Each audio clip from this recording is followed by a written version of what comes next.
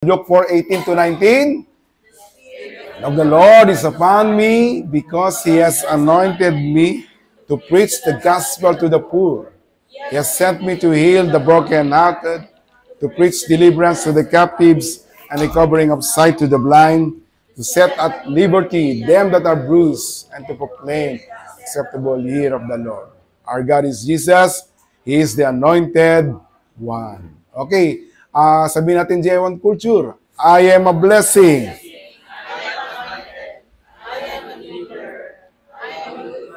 Amen. Amen. Amen. Amen. Amen. Amen. And po yung culture, every day of our life, lagi natin sabihin ito kahit sa umaga. Kaya kailangan kabisado niya. Alam ko, kabisado niyo na. Kahit nalilito kayo, sabihin niyan na medyo hindi nyo naaalala. Araw-araw lang, bagitin natin yon. Okay. Ang ating binigay na mensahe ng Panginoon ay napakaganda. At talagang ako'y natutuwa. Dahil gusto ng Lord na magpakilala pa siya sa inyo. Ang pamagat po nito, ang title po nito, pamagat, The Powerful I Am. Brother Bayani, I am.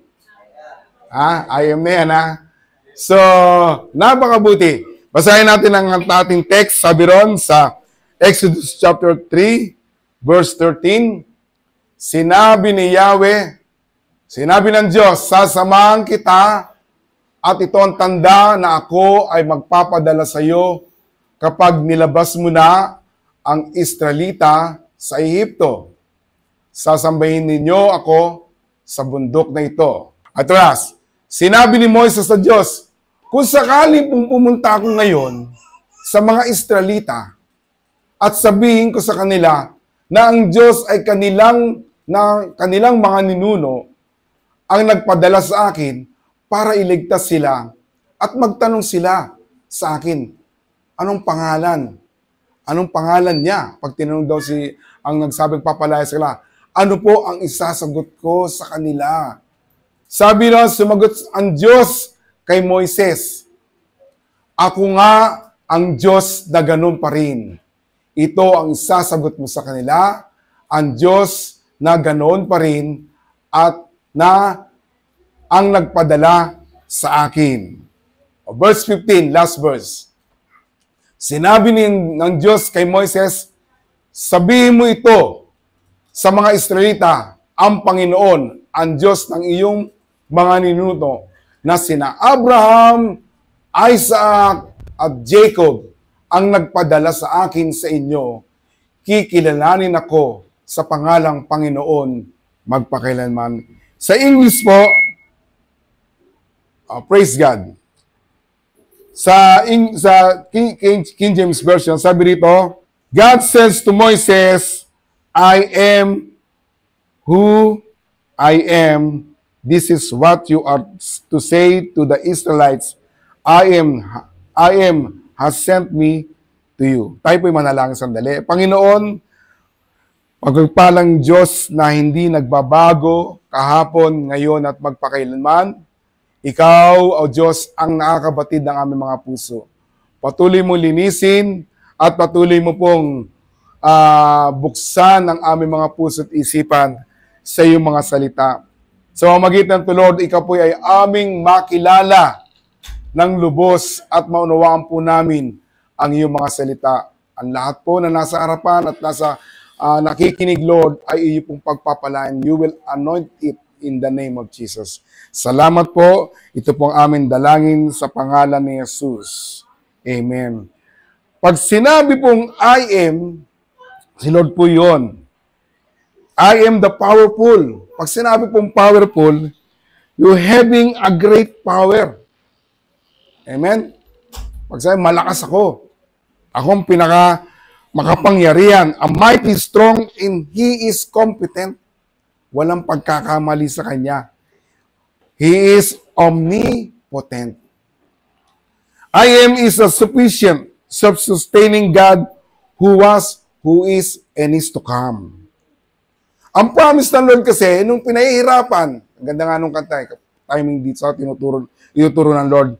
Nung nahirapan ng Israel sa Egypt, Egypt is a symbol of bondage.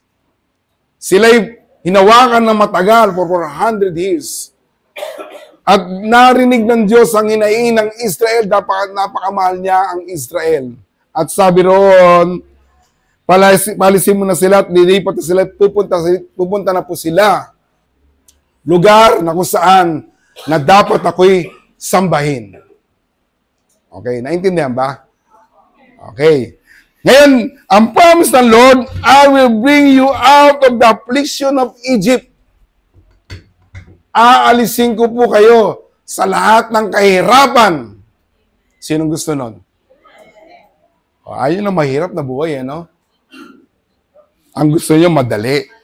Aalisin tayo sa lahat ng sakit ng Panginoon. Gusto ng Lord mapalaya, kalungkutan, sorrows, and disaster. Gusto ng Lord yan. Gusto ng Panginoon. Gusto ng makapangyarihan Diyos. See, great I am. The powerful I am. Ang promise ng Lord, dadaling ko kayo sa masaganang lupa. Okay? Be flowing with milk and honey, sabi nun. Masagana. Ayun ang gusto ng Lord, dadaling ka sa maganda at masaganang lupain. Ang gusto niya, ang gusto mangyari niya, magsabi ng Amen. Amen. Amen. At iyon ang nais ng Lord sa ating buhay. Hawak niya. Ang gusto niya, hawakan niya tayo. Bigyan niya ng pagkakataon na tayo ay managana sa ating buhay. Kaya lang naman yung mga tao ay masyadong nahihirapan dahil they're pilit nilang gusto managana sa kanilang kakayanan. Pero ang gusto ng Lord, tayo ay maging Kanya. Amen? At ang sabi ng Panginoon doon, ano nga ba ang Lord, ang sasabihin ko sa kala ang pangalan ko? Pangalan na sasabihin ko. Sabi mo, I am. Kasi pag sinabong I am, ikaw na yun. Hindi mo na pwedeng ipasubali na hindi ikaw yun. Ngayon, si Jesus din ay nagsalita patungkol sa I am. Okay? Ako nga. Sa book of John, makikita natin mayroong 7 I am doon na binanggit si Jesus. Unang-una, I am the bread of life. Sabihin nga natin, I am the bread of life. Sa John chapter 6, verse 35, ang sabi ron, and Jesus said unto them, I am the bread of life. He that cometh to me shall never hunger, and he that believeth on me shall never thirst. Ang sabi ng Lord doon, hindi ka na raw magugutom dahil si Jesus ang tinapay ng buhay. Paano pa tayo magugutom doon? Kasi Jesus ang ating tinapay ng buhay na nagbibigay ng buhay at kalakasan sa atin. Hindi na raw tayo magugutom. He offered a kind of bread that those who ate will never die. Hindi na mamamatay. Offers each of life and everlasting. Ang pangalawang sinabi niya sa I am the light of the world. Sabi ron, I am the light of the world, at ang verse doon sa John chapter 8 verse 12, then spake to Jesus again unto them, saying, I am the light of the world. He that followeth me shall not walk in darkness, but he shall have a light of life. Doon dati malabo yung nilalakaran natin eh. Natutuwa ka kay Brother Dan, sabi niya medyo malabo mata, pero nakapagtrabaho pa rin. Very dynamic pa. PW, people with dynamic skill. Di mo? Siwa malabo na rin mata, pero nakapag-drive pa. Ayun ang gusto ng Lord, yung light na binigay sa atin, hindi na tayo lalakad sa kadiliman. Kaya lang ang hirap sa mga tao, may liwanag na nga, doon pa sa dilim naglalakad. But Jesus said unto us, I am the light of the world. He offered a choice between the darkness of sin and the shining light of life in His presence. Siyempre, mamimili tayo sa liwanag. Huwag na tayong pumunta sa kadiliman. Amen? Kung nakilala natin si Lord, kinakailangan hindi na tayo lalakad sa lahat ng kadiliman ng buhay. Alam niyo naman yung madilim eh. Di ba? Wala kang makikita. Kailangan may liwanag at si Jesus ang magliliwanag sa atin. Number 3, sinabi niya pa, I am the door. Siya raw ang pintuan. Sa John chapter 10, verse 9. I am the door. By me, if any man enter in, he shall be saved, and shall go in and out and find pasture. Siya ang pintuan ng mga tupa at tayo po yun. At ang matatagpuan dahil lumabas man tayo pumasok, ang saving, ang protection ng Lord ay naroon. Napakabuti ng Lord, di ba? Pag tignan mo sa mga bali-balita, nadidisgrasya. Walang kaalam, biri mo. Nakikita ko lang sa Facebook to eh. Gulong tumama sa kanya. Naglalakad sila gulong. Tatama sa kanya, pero umiwas, nakaiwas sa kanya, di ba? Napapanood di ba yun? Because God is there, your protection. At makakahanap po kayo ng magandang pasture, pastulan. You will receive a green pastures to the Lord. At mananagana po tayo. The only legitimate access to the sheep was through the door. Tayo po'y laging dumadaan sa pintuan. Ayan ang kaparaanan ng Lord. Jesus is the door and He alone offer that the true path of salvation. Alam natin yung katotohanan na si Jesus lamang ang tagapagligtas. Kaya sinabi niya, I am the door. Hindi back door. I am the door. Okay? Number 4, sinabi ni Jesus, I am the good shepherd. Oh. John chapter 10, verse 11, sabi ng Lord doon, I am the good shepherd, and the good shepherd giveth his life to the sheep. Meron ka bang nakitang, kunyari, palimbawa, may nakita kayong dalawang kambing, kambing. Naglalakad kayo sa, medyo kagupatan. Ang nakita nyo, nakawala. Yung isa may tali. Anong uhuliin nyo? Sige, sagot. Nakatali na. Madali na ulihin na. Huwag niyong ulihin yun. Bakit? May-ari nun, kaya nga tinali. Hulihin mo yung walang tali. Siyempre, ang Lord ganun din. Pinoprotektuhan ka para hindi ka makuha ng mga ibang tao. He was your protection. The shepherd will protect and save the sheep at any cost. Kaya ka niya tinalian para doon ka nalang pakakainin.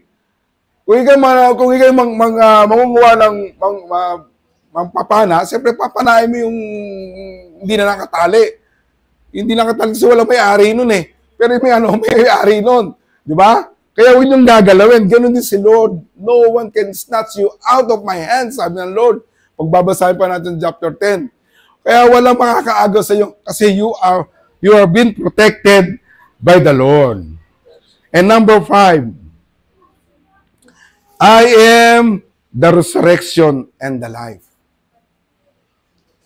Sa John chapter 11, verse 25, Jesus said unto her, I am the resurrection and the life. He that believeth in me, through he were dead, yet shall be live. And whoever liveth and believeth in me shall never die. Naniniwala ba kayo ron? Ibig sabihin daw, ito yung nangyari kay Lazarus. Sabi ko, maniniwala ka. Ako ang bumubuhay sa mga namamatay at ako rin ang nagbibigay ng buhay. So, lagi tayong alive sa buhay natin. Kaya kung iniisip mo sa buhay mo, walang kalatuloy yung buhay mo. This time, the Lord will offer a new life to you. Tandaan po natin yan. Ayan po ang ginagawa ng Panginoon. Jesus, through the resurrection and the life, will raise all who believe in the last days. At kung mawala man tayo rito, kunin tayo ng Panginoon, hindi po tayo manatiling patay. We will see the Lord. Amen? Makakapili na natin ang ating Panginoon. Amen? Palapakan po na si Lord. Kay Lord po yan, hindi sa akin ha. Yung para kay Lord. Yung para kay Lord. Yan. At number 6. Okay. Amen. I am the way, the truth, and the life. John 14 verse 6. Sinabi ron, hindi niya sinabing, I am one of the many ways. Sabi niya, ako ang daan. The way, the only way, the truth, and the life. No one cometh to the Father but by me. Jesus is the only way, the life. He is the God. He is our source of salvation. Kaya hindi na tayo dapat maghanap pa. Kung pagliligtas lang ang gagawin natin, hanapin yung kaligtasan. Si Jesus ay sapat na. Nakita po natin yun. Ginawa niya ang kanyang buhay, inialay niya para sa iyo. Dahil ikaw ay kanya. Ikaw ay kanyang pinili. At nagmamahal siya sa bawat buhay ng bawat isa. Kaya ako ang daan. Wala na kayong ibang daraanan pa. Okay? And last, number 7, I am the vine and you are the branches. I am the vine and you are the branches. He that abideth in me, I and in him, the same bringeth forth much fruit, for without me you can do anything. Tayo raw ay dapat nagbubunga dahil naka-attach tayo sa branches. Tama? Ano nga po ba yung bunga, Pastor? Bungang ano ba yan? Bungang nakukuha sa araw? Hindi ganoon. Anong bunga ba yun? Sabi ng Lord, hindi kayo makakapagbunga kung wala ako. Sa isang Kristiyano, okay, tayo pong lahat na nakakilala sa Panginoon, kailangan mabunga tayo. Okay. Pastor, sige, ano yung bunga? Ano yung bunga talaga? Unang-una, dapat nagbubunga tayo, nagmumultiply po tayo. Okay? Dahil siya ang puno, tayo ang kanya mga sanga, dapat nagbubunga rin tayo. Nagmumultiply tayo, we share the word of God to others. Kasi yan ang gusto ng Panginoon eh. Ayan ang gusto ng Lord. Go ye to the old world and preach the gospel. So yung bunga na yun, ibig sabihin, you will multiply, you share the word of God upang sila ay makakilala. At pag nakilala, ayun yung naging bunga mo. Okay? Kagaya ng pamilya ni Brother Dat, sabi niya, andito na po lahat ng pamilya ko. Okay, ha? Ayun yung naging bunga. Kung ano man ang kumabit noon kay Jesus, yung bunga na yun, nag-multiply. So, yun ang i-aim natin sa buhay natin. Tayong mga Kristiyano, you will be a soul winner. Yung vision ng Lord, dapat ilagay rin natin sa isip natin na hindi lang tayo ang dapat makakamit ng mga blessing o kaligtasan, kundi isi-share natin. So, ayun po yung bunga una. Ano yung pangalawang bunga? Okay. Itong naman pangalawang bunga, dapat ang buhay natin ay nagiging maayos. The fruit of the Holy Spirit nasa atin. Yung pag-ibig, kaligayahan, kasaganaan. Pag hindi po nakikita sa atin yan, hindi ka pa rin nagbubunga. Okay? Kailangan mapagtimpi ka pa rin. Gentle ka pa rin. Be patient ka pa rin. Andun pa rin yung 1 Corinthians chapter 13. Nagmamanifest sa'yo. Baka Kristiyano ka na, pinakikita pa rin na hindi ka nagbubunga sa mabuting asal. Dapat tapos sa tayo ron, o nagbabago na kasi you are new creation. Bagong nilalang ka na ng Panginoon. Amen? Wala na yung mga lumang pag-uugali. Dati matampuhin ka, ngayon, hindi na masyado. Hindi na masyado. Ngayon, wala na yun. Ngayon, medyo tamad ka dati sa bahay. Ngayon, medyo sumisipag ka na. Nagbubunga na, nakikita na ng mga nanay mo. Ba, galing naman tong anak ko. Mukhang maganda na yung nangyayari sa buhay niya. Dati hindi ka naghuhugas ng pinggan, bumibili ka na lang paper plate. Sa bahay kasi ganun kami, paper plate na eh. Pero kung wala namang paper plate, nalimutan bumili, ikaw na ngayon naghuhugas. Pwede ba yan? Pwede? Ganun na. Yun yung bunga eh, mabubuting bunga eh. So, pastor, dapat pala yung 2 bunga yun. Nakakamit ko, nakikita sa akin, yes! You share the word of God, soul winner ka, ayun, at yung nakuha mo yun, yun ang bunga mo. Yung sa sarili mo naman, nakikita na yung pagbabago sa buhay mo. Remember yung kanyang pinakain 5,000, di ba? With 2 fish and 5 loaves of bread. Di ba na pagkatapos sabi niya, o sige, tipunin yung natira. Kainin nyo lang gusto nyo kainin, pero may sobra pa yan, pero tipunin nyo. Iniipon niya. Kaya tayo, wag naman tayo masyadong sa sarili natin. Ibig sabihin, kung ano yung nararapat na dapat para sa atin, ayun ang dapat natin kainin. Wag po nating sayangin yung blessing na ibinibigay ng Lord sa atin. So, nagbabago na. Amen? Yung inyong pag-uugali, yung mga style, yung bulok, ngayon bago na. Hindi na kayo, yun na nga, ibig sabihin, nasa sa inyo na yan. Amen? Palpakan na si Lord. So, He is the great I am. Jesus is also says, I am. Yung 7 sinabi niya, it will satisfy our soul. It will satisfy our life living with Jesus. Amen? At itong challenge, how to be connected to the powerful I am. Okay. Unang-una, if you know God, it can give you strong faith. Sinaniwala ron. Kasi yung mga tao lang walang pananampalataya, hindi po nila masyadong kilala ang Diyos. Ang pagkilala na kay Jesus, pag December, nagiging baby, pag Marso, lumalaki, pinapako sa krus. Ayun lang ang alam nila.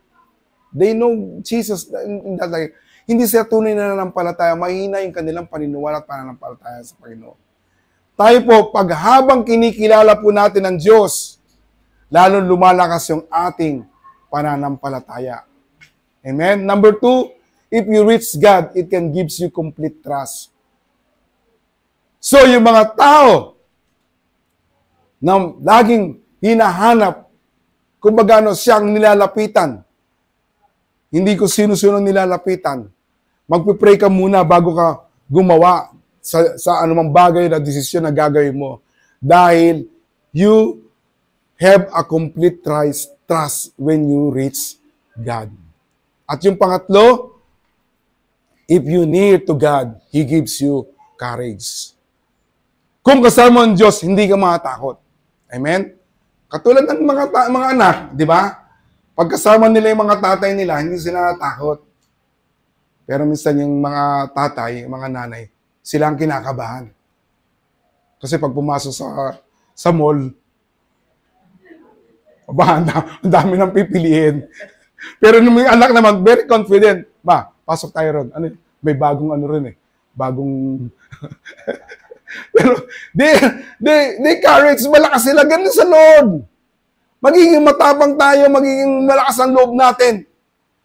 Lagi sinasabi ng Panginoon, ako'y kasama nyo. Huwag kayong manghina ng loob. Tapangan nyo. Ang mga mukha nyo. Takasan nyo ang inyong mga loob. Ayun ang pagkasama mo. God is near to you. Amen? So, now,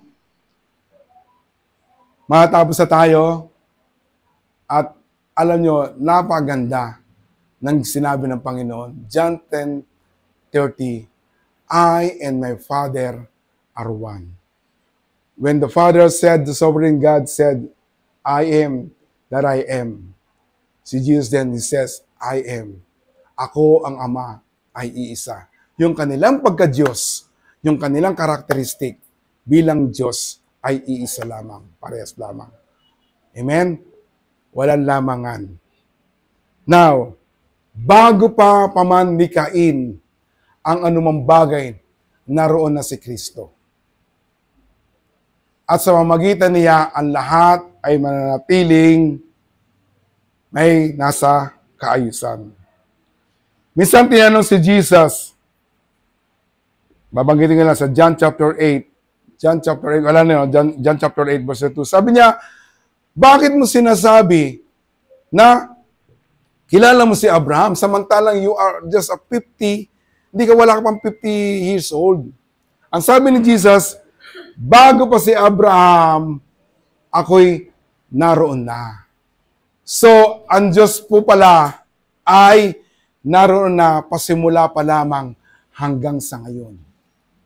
Amen? Gusto niyo malaman yon? O sige, dire-diretso na tayo. Ito na yung ano. Meron ba ron? Okay. Go. In Genesis, He is the Creator and promised Redeemer. Si Jesus yon. In Exodus, He is the Passover Lamb. In Leviticus, Jesus is our high priest. Okay? In Numbers, He is the water in the deserts. In Deuteronomy, He becomes the curse for us. In Joshua, He is the commander of the army of the Lord. In Judges, He delivers from injustices. In Ruth, our kinsman and redeemer. He is Jesus. In 1 Samuel, He is all in one. He is the prophet, He is the priest, He is the king. In 2 Samuel, He is the king of grace and love. That is Jesus. In 1 King, He is the ruler greater than Solomon. In 2 King, He is the powerful prophet. Ang binabanggit po natin si Jesus dito In 1 Chronicle, He is the son of David that is coming to rule. In 2 Chronicles, He is the king who reigns eternally. In Ezra, He is the priest proclaiming freedom. In Nehemiah, He is the one who restores what is broken down. In Esther, He is the protector of the people. In Job, He is the mediator between God and man. In Psalms, He is our good shepherd, our song in the morning and in night. And in Proverbs, Jesus is our wisdom. In Ecclesiastes, He is our meaning of for life. In Song of Solomon, He is the author of faithful love. In Isaiah, He is the suffering servant. In Jeremiah, He is the weeping Messiah. In Lamentation, He assumes God's wrath for us. In Ezekiel, He is the Son of Man.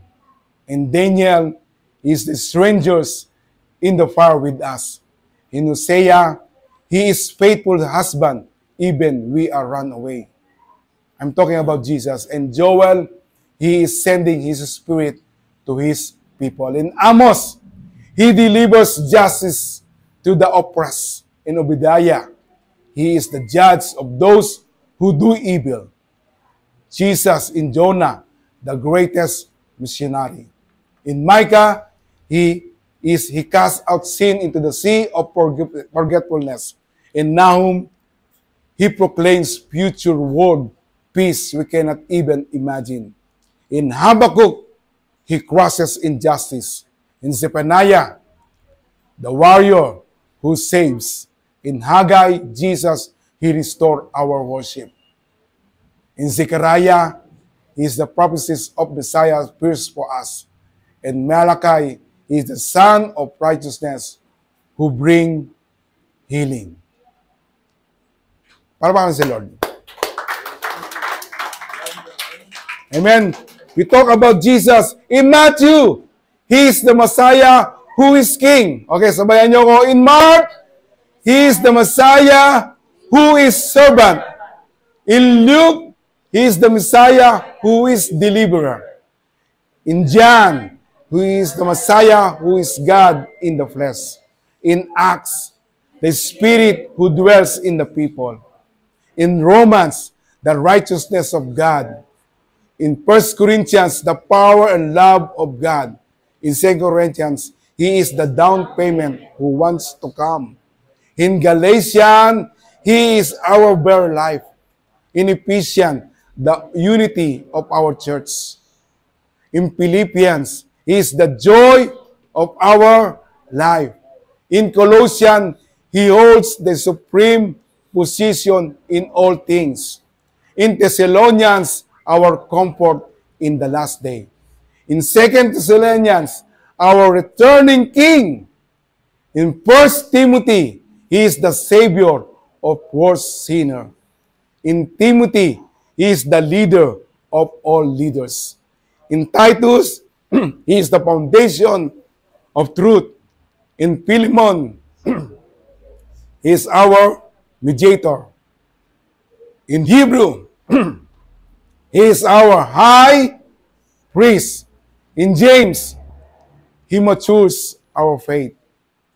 In 1 Peter, our hope in times of suffering. Parang humina nata. Nakasabi po natin, in 2 Peter, the one who guards us from false teachings. In 1 John, our source of all fellowship. 2 John, God is in the flesh. 3 John, source of all truth. In Jude, protect us from the stumbling. And in Revelation, He is the King of kings and Lord of lords, the Alpha and the Omega, the beginning and the end. And He is coming again, the one who makes all things new. And that is Jesus. And that is Jesus! Si Jesus yan. Kaya bago pa lang nilalang tayo, bago pa lang naging tao, nandiyan dyan na siya. Kaya ano yung kakatakot natin? Children of God, huwag kayong makakabahan. Because said, I am the powerful I am. Huwag tayong mangangamba sa mga anak natin kung ano mangyayari kinabukasan. Alam ng Lord ang gagawin niya.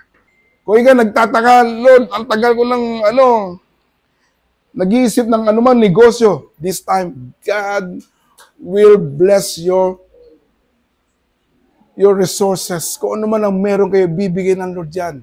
Kung ano meron, palalaki niya. Paniwalaan mo lang. Maging malapit ka lang. Kilalanin mo lang ang Diyos. He is the great I am. He is the miracle in our lives. You have to expect every day of your life, Lord, give me miracles. Hindi niya pagkakait yan. Sapagkat mahal po kayo ng Panginoon. Amen. Amen. Sige, come on. Let's all arise. Tayo pong lahat ay tumayo. We will sing that song, I Believe in You. Paniniwalaan po natin si Jesus sa buhay natin.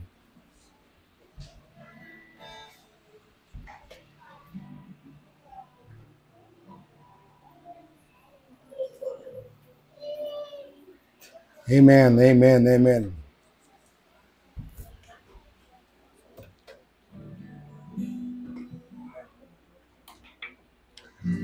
Ihanda natin ang buhay natin. Itong pagkakataon, sabihin, ilalagay niya tayo sa isang lugar, sa isang lupain na masagana. If you believe on that,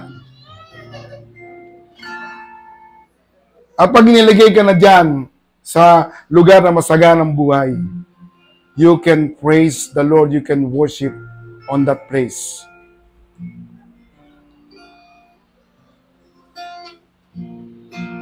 Huwag tayo manghihina sa ating pinanampalatayan sa great I am.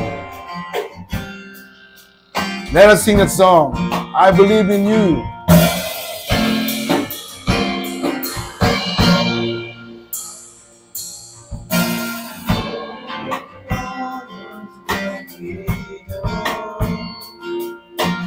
Nations bow down and worship Him. Lord God Almighty, receive all thanksgiving, for you alone deserve all praise. Yes, Lord, I believe in you, God of Abraham. I believe in you, you're the God of miracles. From nothing to something, from ashes to life, from control of darkness, now you are my life.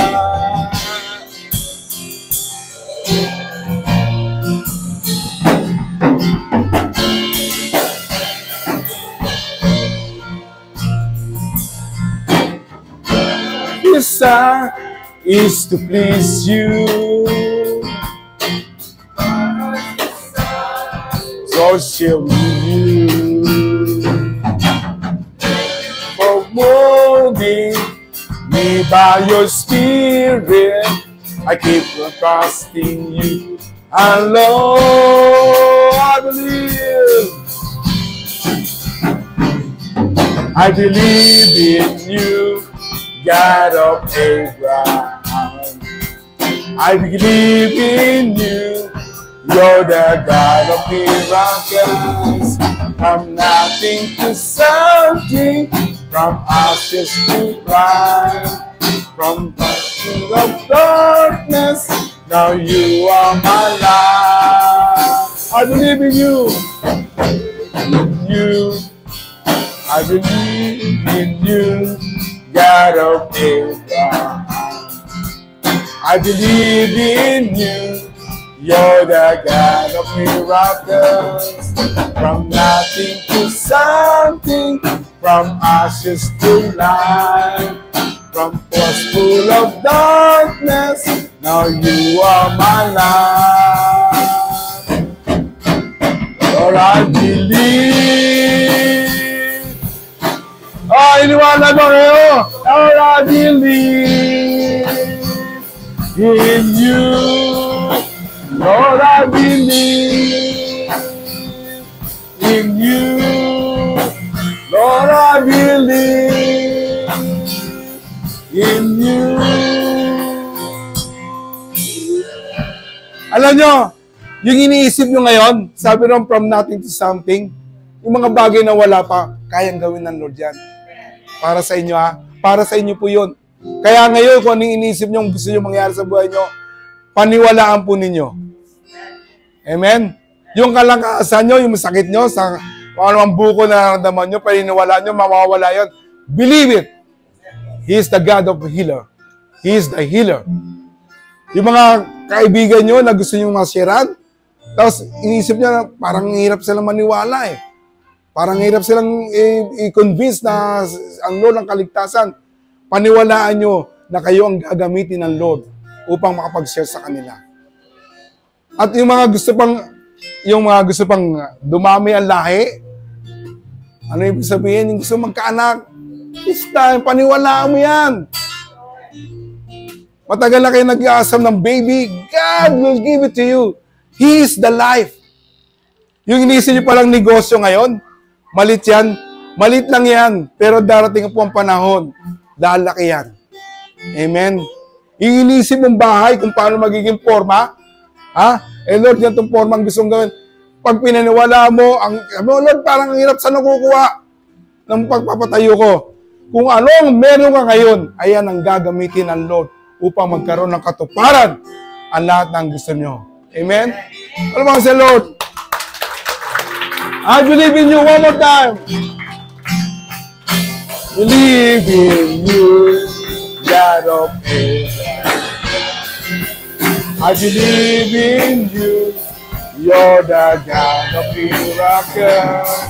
From nothing to something, from ashes to life, from a school of darkness, now you are my life. Ay, iniisip nyo ngayon, paano kayo Parang hirap siguro. Lord, parang imposible. Ako ba'y makakapag-abroad pa? Kung iyan ang desire ng puso mo, ibibigay ng Lord yun, maniwala ka lang. Yung mga blessing na hinihintay mo, matagal na. Ha? Yung bagong papasukan trabaho na hindi pa nabibigay o hindi nakantala. If you believe the God of miracle, iyan ang ipagkakalob ng Diyos. Just believe to the great I am. Amen. For the last time, I believe in you.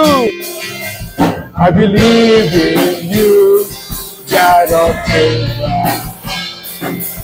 I believe in you. You're the God of miracles, from nothing to something, from nothing to blind, from past school of darkness, now you are my life. From past school to blind, from past school of darkness, now you are my life. Ngayon, ganito. Kayo naloko ng ibang tao, dinaya kayo, yung anuman ang nawala sa inyo, na natanggal, naubos, ngayon, dodoblehin ng Panginoon yan.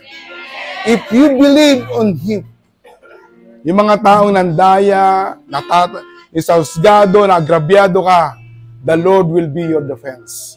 Siya ang magtatanggol sa inyo ngayon. Amen? Oh, come on, let's sing for the last song. I believe in you, God of Abraham. I believe in you, you're the God of miracles. From nothing to something, from perfect to God. From past school of darkness, now you are my life.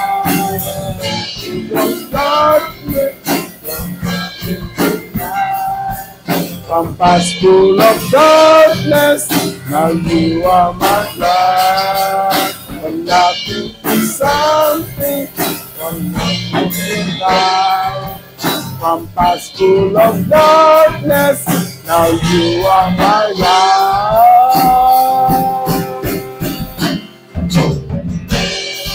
Amen. Pas mo natin ating mga kamay. Pura masyala mababakyanda. Pura sila mababakyanda. Come on, worship the Lord. When you worship the Lord, bumubuhos ang ulan ng pagpapala. Come on, magsabi kayo ng papuri sa Diyos. Oh, hallelujah, hallelujah, hallelujah.